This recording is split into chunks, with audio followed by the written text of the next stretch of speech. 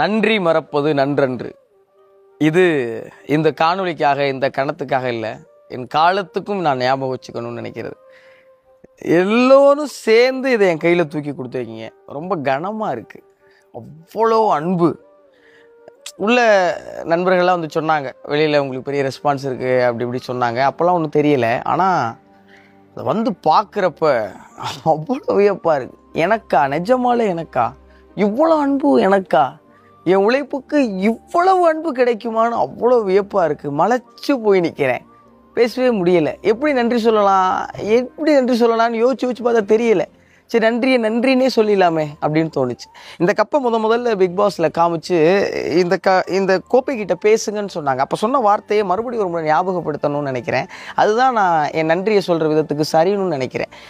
இந்த மக்களின் அன்பும் அங்கீகாரமுமான கோப்பை மிக நிச்சயமாக என்னுடைய நேர்மையாலையும் என்னுடைய உண்மையாலையும் நானாக இருக்கிறதாலையும் காப்பாற்றிக்குவேன். இது என் உழைப்பின் மேலே சத்தியம்.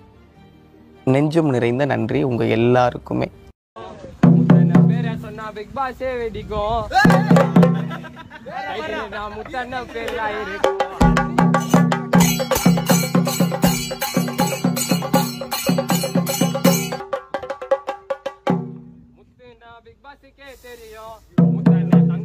தமிழ்நாட்டுக்கே புரியும்.